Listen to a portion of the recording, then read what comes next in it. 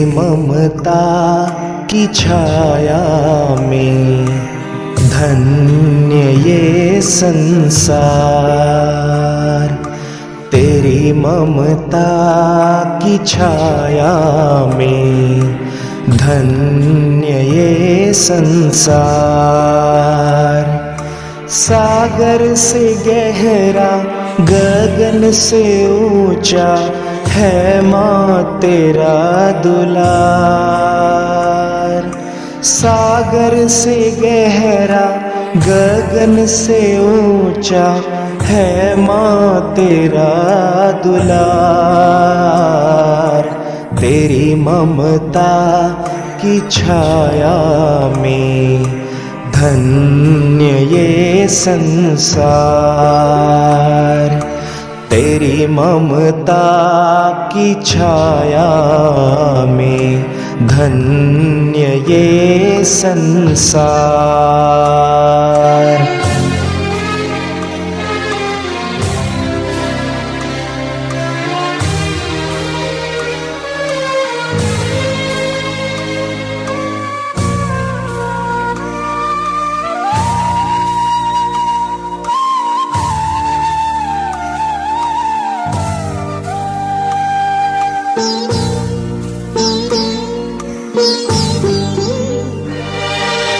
करुणा स्नेह की तू अविरल धारा ओ माँ। करुणा स्नेह की तू अविरल धारा ओ माँ। धन्य हुई तेरे जन्म को पाकर ये धरा ओ माँ। धन्य हुई तेरे जन्म को पाकर ये धरा ओ माँ। करोड़ों ने पाया तुझ में दर्शन ईश्वर का। सागर से गहरा गगन से ऊंचा है माँ तेरा दुलार। तेरी ममता की छाया में धन्य ये संसार।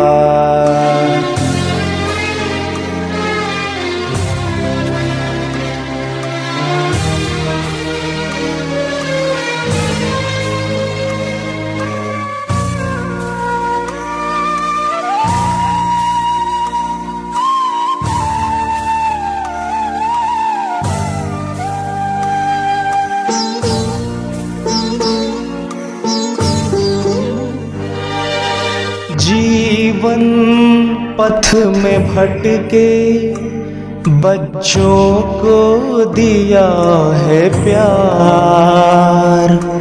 जीवन पथ में भटके बच्चों को दिया है प्यार। ज्ञान योग और सद्गुणों से उनका किया श्रृंगार। ज्ञान योग और सद्गुणों से उनका किया श्रृंगार। तुझसे मिलके जाना है मकसद जीवन का। सागर से गहरा गगन से ऊंचा है माँ तेरा दुलार। तेरी ममता की छाया में धन्य ये संसार। ओ माँ, ओ माँ, ओ माँ,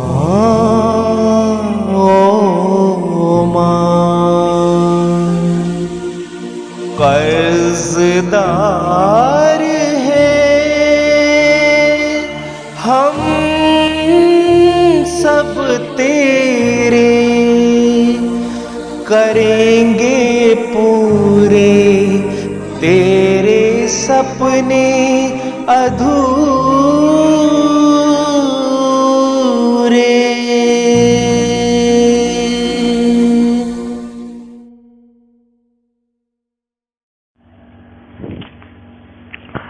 ओम शांति। 19 जुलाई 2022 बाप दादा के मधुर महावाक्य। मीठे बच्चे, तुम्हें कर्म संन्यास नहीं लेकिन विकर्मों का संन्यास करना है। कोई भी विकर्म अर्थात पाप कर्म नहीं करने हैं। प्रश्न: तुम बच्चे किस अभ्यास से डेड साइलेंस का अनुभव कर सकते हो? उत्तर: अशरीरी बनने का अभ्यास करो। एक बाप के सिवाय दूसरा कोई भी याद ना आए। शरीर से जैसे मरे हुए हैं, इसी अभ्यास से आत्मा डेड साइलेंस की अनुभूति कर सकती है। दूसरा प्रश्न: सर्व दुखों से छूटने की सहज विधि क्या है? उत्तर: ड्रामा को अच्छी रीति बुद्धि में रखो। हर एक पाठधारी को साक्षी होकर देखो तो दुखों से छूट जाएंगे। कभी किसी बात का धक्का नहीं आएगा। गीत। ओम नमः शिवाय। ओम शांति। यह जो गीत में अक्षर निकलते हैं, शिवाय नमः, यह भक्ति के वचन हैं। हे शिव बाबा, आपको हम नमस्कार करते हैं, परंतु भगत लोग जानते ही नहीं कि शिव बाबा कौन हैं। कोई एक भी शिव का भगत शिव को नहीं जानते हैं। शिव बाबा बिल्कुल साधारण अक्षर है, तो शिवाय नमः कहना यह भी भक्ति का अंश है। अब तुमको क्या कहना है? तुम कभी ऐसे नहीं कहेंगे कि शिवाय नमः कहो। वास्तव में कहने की भी दरकार नहीं रहती। बच्चों को घड़ी घड़ी नहीं कहा जाता कि बाप को याद करो।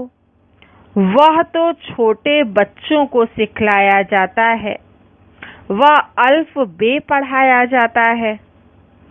वास्तव में इसमें कहना कुछ नहीं है। मन मनाभव भी नहीं कहना होता। यह भी संस्कृत अक्षर है। तुमको तो कभी संस्कृत में समझाया नहीं गया है। बच्चे जानते हैं, हमको तो बाप को ही याद करना है। आत्मा स्वयं जानती है, बाप ने परिचय दिया है। बच्चे, अब मुझे याद करो तो तुम्हारे विकर्म विनाश हो जाएंगे। तो याद करना बच्चों का फर्ज हुआ। यहाँ आकर जब बैठते हो तो बाप की याद में अशरीरी होकर बैठना है। ज्ञान भी बुद्धि में बैठता है। हम आत्मा बाप को याद करते हैं। यह शरीर तो ऑर्गन्स हैं, इनकी क्या वैल्यू है? बाजा कितना भी फर्स्ट क्लास हो, अगर मनुष्य बजाता ठीक नहीं हो तो बाजा किस काम का? ऐसे ही मुख्य आत्मा है। आत्मा जानती है हमें यह ऑर्गन्स मिले हैं कर्म करने के लिए। हम कर्म योगी हैं, कर्म सन्यासी हो नहीं सकते। वह तो कायदे के विरुद्ध है। विकर्मों का सन्यास किया जाता है कि हमसे कोई विकर्म ना हो, पाप ना हो। सबसे बड़ा विकार है काम का।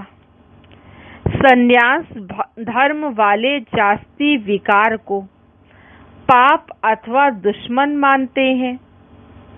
इसलिए ड्रामा अनुसार उनका धर्म ही है जंगल में चले जाना, घर बार का सन्यास करना। यह भी ड्रामा में नूंद है। उन्हों को यह करना ही पड़े। वह धर्म ही अलग है। उनको कोई भारत का आदि सनातन धर्म नहीं कहेंगे। आदि सनातन है ही देवी देवता धर्म। बाकी तो बेशुमार धर्म है। सन्यासियों का भी एक धर्म है जो मनुष्यों की स्थापना करते हैं, भगवान नहीं स्थापन करते हैं।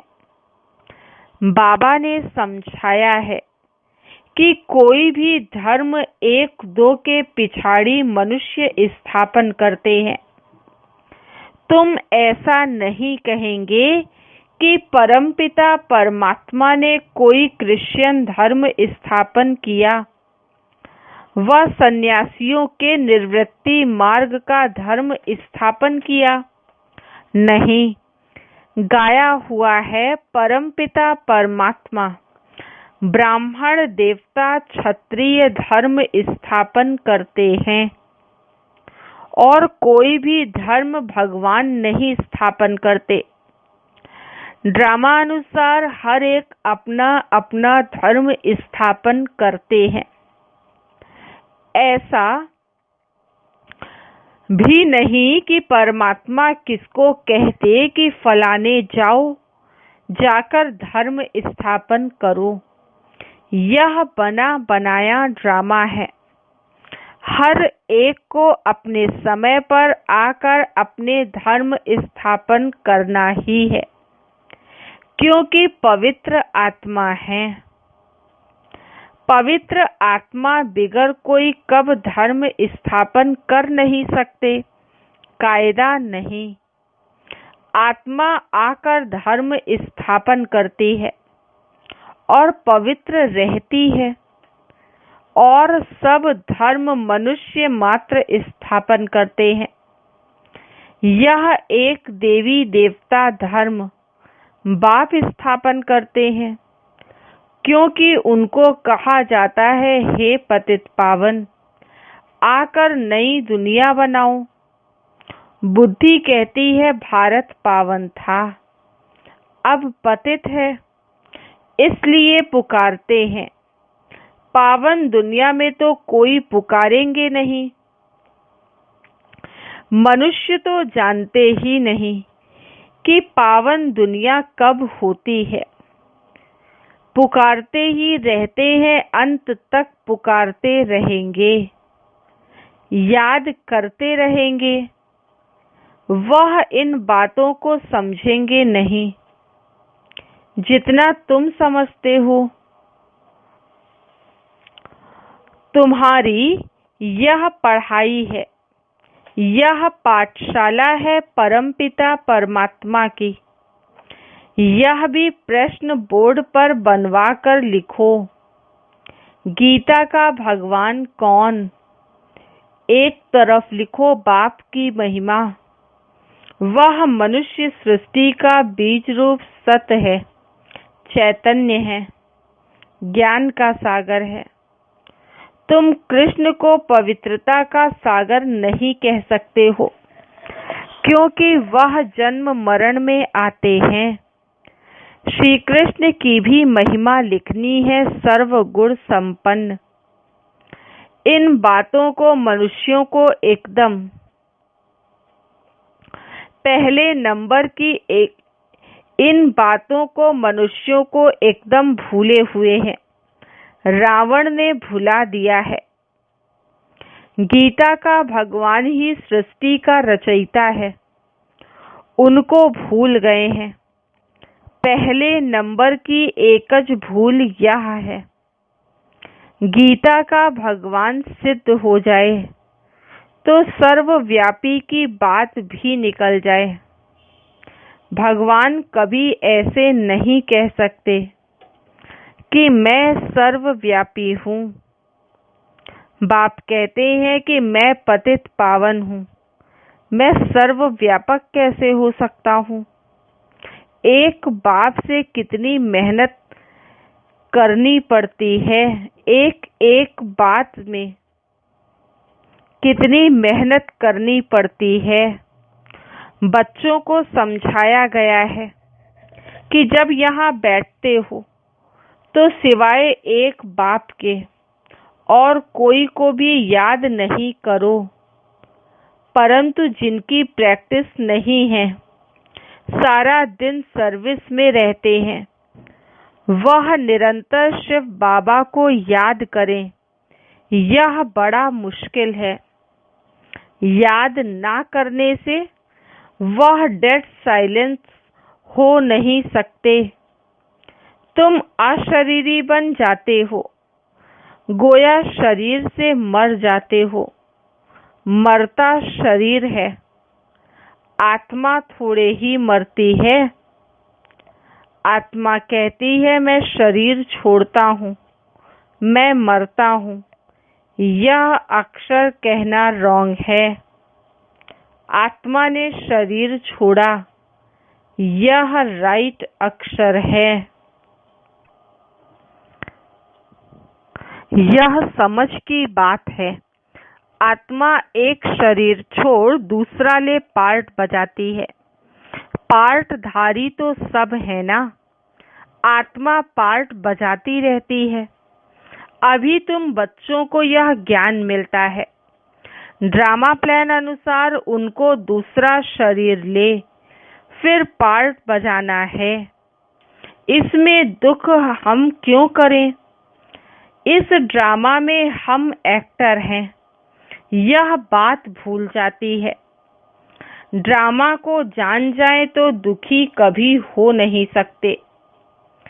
तुम ड्रामा के आदि मध्य अंत को जानकर कहते हो फलानी आत्मा ने शरीर छोड़ा, जाकर दूसरा शरीर लिया।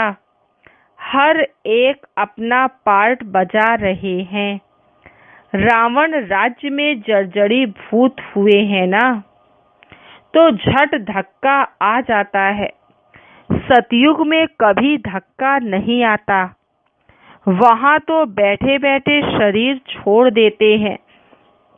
अब नया शरीर जाकर लेना है। सर्प का मिसाल, यहाँ तो ढेर रोने लग पड़ते हैं। कहाँ कहाँ से जाकर स्याप करते हैं,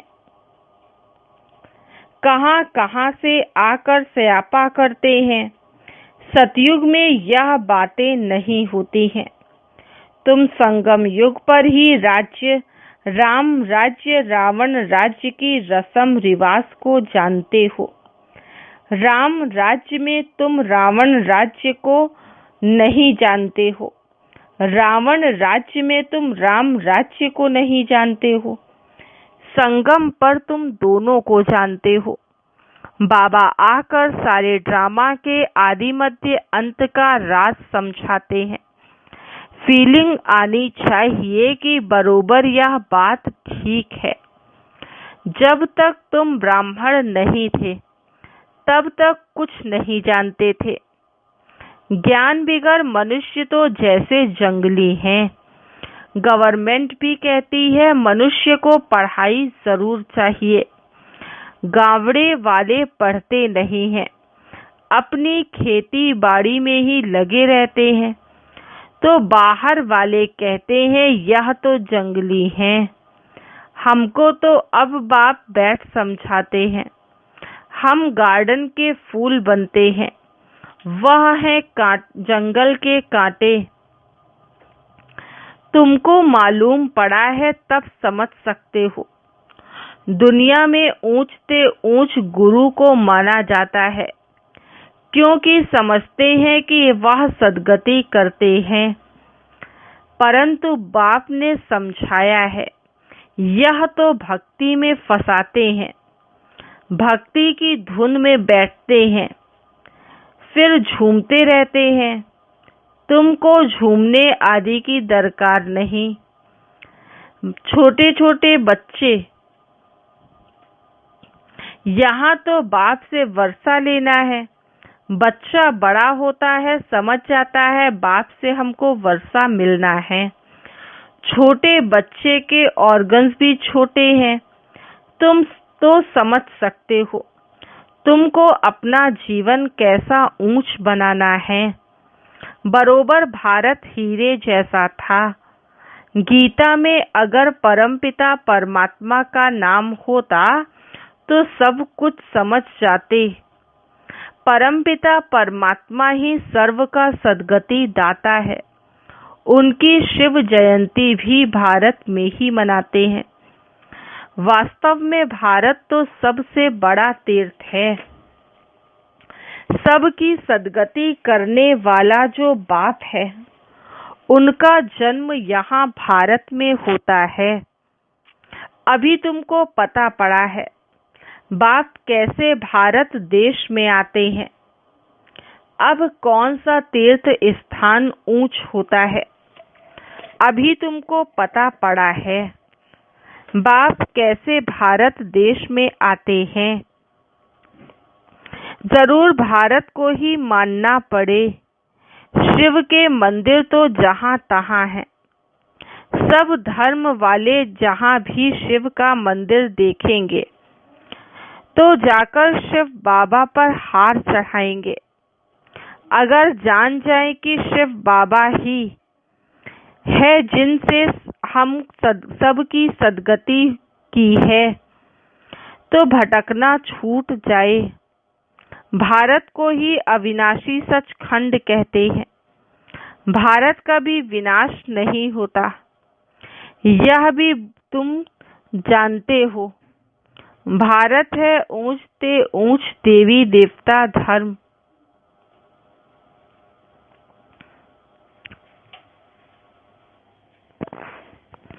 भारत कभी विनाश नहीं होता, यह भी तुम जानते हो। भारत में जब देवी देवता धर्म था तो और धर्म वाले व खंड नहीं थे। तुम बच्चे जानते हो बाप अभी यहाँ फैमिली सहित बैठा है। यह ईश्वरीय फैमिली है और वह है आसुरी फैमिली। तुम्हारे में भी कोई कोई है जो अच्छी रीति समझते हैं, शुद्ध अहंकार में रहते हैं। अहंकार गुप्त है, देह अभिमान है अशुद्ध अहंकार। देवताओं के चेहरे पर कितना हर्षित पना रहता है। तुम्हारा शुद्ध अहंकार है। आत्मा को बहुत खुशी होती है। ओहो, कल्प बाद फिर से बाबा मिला है। हमको राज्य भाग्य का वर्षा देने के लायक बना रहे हैं। बड़ी खुशी रहनी चाहिए। तुम्हारे अगेंस्ट बहुत हैं। तुम्हारी एक बात है, ईश्वर सर्वव्यापी नहीं है और दूसरा गीता का भगवान कृष्ण नहीं है। यह है दो मुख्य भूलें। इसलिए बाबा कहते हैं कि पहले पहले पूछो परमपिता परमात्मा से आपका क्या संबंध है, और यह भी पूछो कि गीता का भगवान कौन है। जज करो इस पहेली को। इसको हल करने से सेकंड में जीवन मुक्ति पा सकते हो। जनक मिसल सेकंड में जीवन मुक्ति, यह तो भारत में मशहूर है। उसने कहा कौन है जो हमको सेकंड में ब्रह्म ज्ञान देवे। यह ब्रह्मा ज्ञान है ना, जो ब्राह्मण ब्राह्मणियां देते हैं। उनको ज्ञान देने वाला ज्ञान का सागर शिव है। इन बातों को तो वह समझते हैं, ब्रह्म ज्ञान कह देते हैं। ब्रह्मा भोजन को ब्रह्म भोज कह देते हैं। ब्रह्म तत्व है। ब्रह्मा तो है बाप, उनका बाप है शिव। यह बातें मनुष्य बिल्कुल नहीं जानते हैं। पहले तुमको यह बातें थोड़े ही समझाई थी। पहले तो तुम बच्चे सगीर थे, अब बालिग हुए हो। बाप कहते हैं आज तुम्हें गुह्य बातें समझाते हैं। बात बिल्कुल सहज है, मन मना भव। जैसे बीज और झाड़ का विस्तार कितना लंबा है, समझाते रहते हैं। अभी हम त्रिकालदर्शी बन गए हैं। रचयिता और रचना के आदि मध्य अंत को जान गए हैं। इस समय तुम्हारे सिवाय और कोई सृष्टि के आदि मध्य अंत को नहीं जानते हैं। हम भी नहीं जानते थे, अभी तुम समझते हो। सबसे जास्ती भक्ति शुरू हुई है, हमारी उतरती कला होती गई है। चढ़ती कला होती है तो सर्व का भला होता है। उतरती कला में किसका भला होता है क्या? यह सब समझने की बातें हैं। यह भी ड्रामा में नूंद है। यह बड़ी अच्छी टॉपिक है। गीता का भगवान कौन? इस पहेली को हल करने से तुम बाप का वर्षा पाकर विश्व का मालिक बन जाते हो। मनुष्य विश्व का मालिक निराकार को समझते हैं, परंतु विश्व तो सृष्टि को कहा जाता है। बाप विश्व का मालिक नहीं बनता। बाप कहते हैं मैं निष्काम सेवाधारी हूँ, तुम मोस्ट बिलवेड चिल्ड्रन हो। मैं तुम्हारा ओबीडियंट सर्वेंट हूँ। तुम पुकारते हो हे पतित पावन, आकर पावन बनाओ। हाजिर सरकार आया हूँ। बाप बच्चों का सर्वेंट ही है। फिर कोई कपूत भी निकल पड़ते हैं। बाप तो निराकारी निरहंकारी गाया हुआ है। ऊंचते ऊंच भगवान और फिर उनका यह रथ। कई बच्चे कहते हैं हम शिव बाबा के रथ के लिए कपड़ा भेज देते हैं। रथ की तो हम खातिरी कर सकते हैं ना। शिव बाबा तो खाते नहीं हैं, किसकी खातिरी करें? इनकी ड्रेस तो वही चली आ रही है। कोई अहंकार नहीं, कोई चेंज नहीं। इनको देखकर समझते हैं यह तो जौहरी था, यह कैसे प्रजापिता हो सकता? अरे इसमें मूंझने की क्या बात है? आकर समझो। हम ब्रह्मा मुख द्वारा वंशावली बने हैं। हमारा हक लगता है विश्व का मालिक बनने का। अच्छा, मीठे मीठे सिकीलधे बच्चों प्रति मात पिता बाप दादा का याद प्यार और गुड मॉर्निंग। रूहानी बाप की रूहानी बच्चों को नमस्ते। हम रूहानी बच्चों की रूहानी मात पिता बाप दादा को याद प्यार और गुड मॉर्निंग। आज की मुरली से धारणा के लिए मुख्य सार फर्स्ट पॉइंट है, अशुद्धता को छोड़ शुद्ध अहंकार में रहना है। यह चेहरा देवताओं जैसा सदा हर्षित रहने के लिए अपार खुशी में रहना है। सेकंड पॉइंट, बाप दादा समान निरहंकारी बनना है। सेवाधारी बनकर सबूत देना है, कभी कपूत नहीं बनना है। वरदान, एक बाप दूसरा ना कोई। इस स्थिति द्वारा सदा एक रस और लवलीन रहने वाले सहज योगी भव। एक बाप दूसरा ना कोई, इस स्थिति द्वारा सदा एक रस और लवलीन रहने वाले सहज योगी भव। एक बाप दूसरा ना कोई। जो बच्चे ऐसी स्थिति में सदा रहते हैं उनकी बुद्धि सार स्वरूप में सहज स्थित हो जाती है। जहाँ एक बाप है वहाँ स्थिति एक रस और लवलीन है। अगर एक के बजाय कोई दूसरा तीसरा आया तो खिटपिट होगी। इसलिए अनेक विस्तारों को छोड़ सार स्वरूप का अनुभव करो। एक की याद में एक रस रहो तो सहज योगी बन जाएंगे।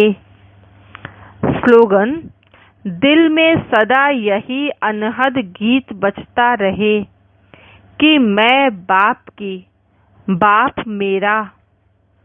दिल में सदा यही अनहद गीत बजता रहे कि मैं बाप की और बाप मेरा। ओम शांति।